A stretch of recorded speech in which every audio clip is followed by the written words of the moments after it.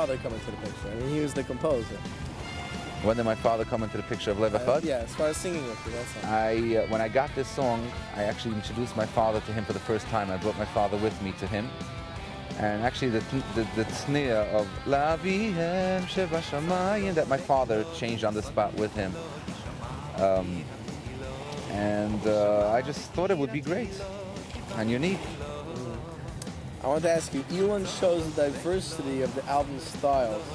What was it about this song that made you say, I have to have this song on my album?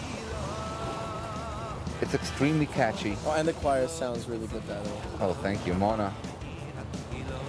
Mona's the greatest. I heard this song, I fell in love with it right away. And actually, I wasn't the only one. I was actually lucky for it to end up by me. I felt a certain excitement in Elon, which I haven't felt since I heard Shir Lamela the first time. And usually, most songs I had to hear a bunch of times till I really liked it or wanted it. This was right away. And I think there's something special about it. Time will show. Yeah, you're right. I think Ahala Mala is one of the more interesting songs on this album. Oh, heavy sure. Musical with great intro. I mean, how did you get lyrics to this mega? Obviously, it was going to be a mega hit. And whose decision was it to go Paul Lipa? Okay.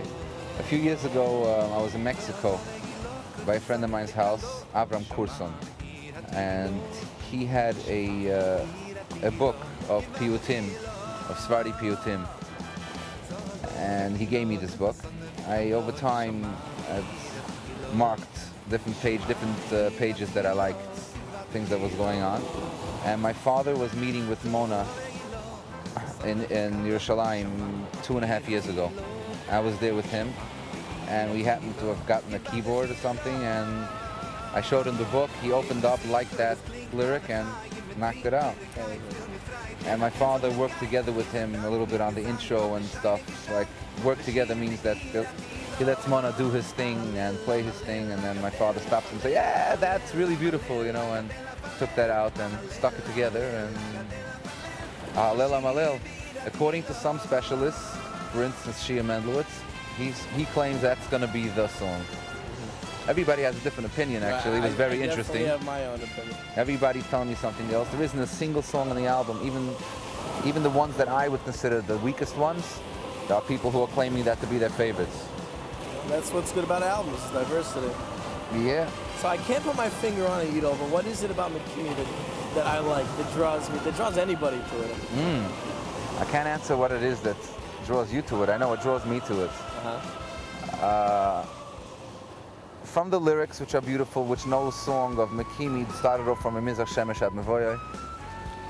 There's something about the style of music, which is a Jewish style, but a secular Jewish style. It hasn't been around in any of the Hasidic music. I had it a little bit in Imtachaneh, but not really. It's a little bit different than that. And there's something special about the melody. It really is. It's one of my favorites too. And Itai Chris did a phenomenal job on the flutes. Yeah, I was going to tell you, it's which amazing. That was Eli Lishinsky and Yossi Tieberg's call last minute. I love that because it got serious surgery. It sounds like his fingers moving so fast. It is. My first thoughts were, is Avi Pimenta on the album? But it's like Avi Pimenta. It's his only instrument, and he really has it down so right.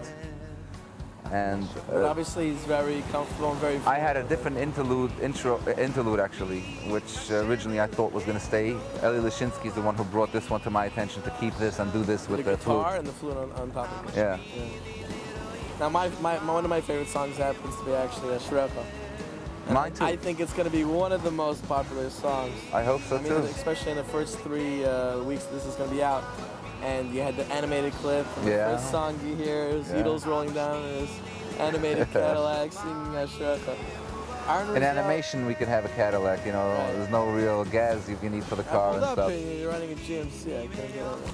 So anyways, Peretz Shmukla really did an amazing job on that. Really, really beautiful. Aaron Rizal really comes through and the brass sounds amazing. But the question is, what genre would you say that this song is? Is it, you know... I like the word genre. Genre of its own, I think. You can't say it's, you know, it's not classical, it's not jazz, it's not blues. Where does it fit in? It started off with just groove on an acoustic guitar, which was amazing as well. Somehow in the studio it ended up being sort of disco-y. Because iTunes is asking you. It's disco-y with a little bit in the middle of a breakdown of a little bit of today's sound. It's, I hope I can call it Werdyger, danceable. I guess we'll make a new genre. At this point now we can sing I sit in darkness, but enjoying the waves. Shoshana ben Achoichem. What was the concept behind this song? And how did you and Ellie get to this?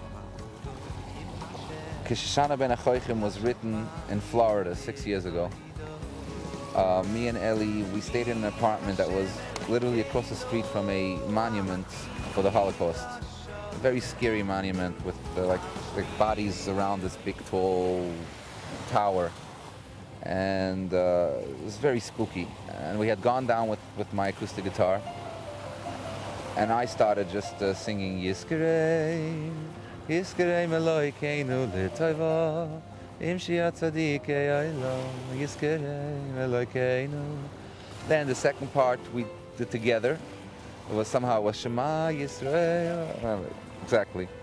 I didn't feel that the words were, it was going to do anything. It's a sad, meaningful song. Most people think Shema Yisrael. But something special came out of it. And Eli Laufer had a different song, which the high part to it was the ta-dee-da-da-da-da-da-da.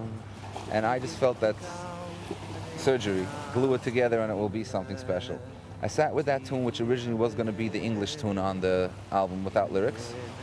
And I had a different tune, which was supposed to be the Yiddish. I met Lipa on a flight to Israel, which I was disappointed when I got to the airport actually that I missed the flight, because this is finally when we're supposed to do the lyrics. And I'm so disappointed at the checkout counter that I have to take the next flight, and right behind me is Lipa. He says, "You missed the flight too!" And it was great, and we flew together, and he's just brilliant. He's a genius. So Echod is another example of a new style never seen before in Jewish music. And it's arrangement-wise? It's very fresh. Arrangement-wise, what brought this on? Originally, it was recorded in straight-up rock tempo, and in the studio, it sounded to me old. It sounded like other stuff that I've heard many times. So we started just toying around with it to see what could be done. That's what came out. I sat with the melody for years, could not find lyrics, went through every davening, every tillim, everything at Lashon Kodesh that I came across, tried it in the song. Nothing worked. You really and then Lipa to the rescue. You really paid attention by landing the show. Absolutely. With the melody though. Under B'Koyach is mellow, but it definitely has a certain amount of feeling to it. I love almost everything that Rebbe Akiva Hamnick does. He has a you have great tracks from him, right? Yeah, he has great time, and it's not the first. I've had in my previous album a few tracks from him too. I love what he does, and there's a certain Yiddish tam, and yet still without going over on everything has been done already. With shoot us over and every the music is only 7 notes, and I feel like all the combinations are almost used up. Somehow he finds to keep it Yiddish and keep it nice and new. Next is Yehi Shalom. I'm not going to say it again that it's really unique, but it's a different sounding song, and again done by you and Ellie. But it's a different sounding song that you and Ellie did than your last song. Right. How do you get there? Also written in Miami. 6 years ago. Yeah, I gotta go through my video archives. Maybe I can get that to you. I definitely have videos of him in the swimming pool with the guitar, now playing it on the boat. It took so long to get an album. You had to travel to each place to get inspiration from different people. It's also devastating to finish this album. It's so much fun. Love making it. I don't know why I want to take 5 years. Next album will take 10 years. Maybe. And if it will be something special. Ellie Laufer in...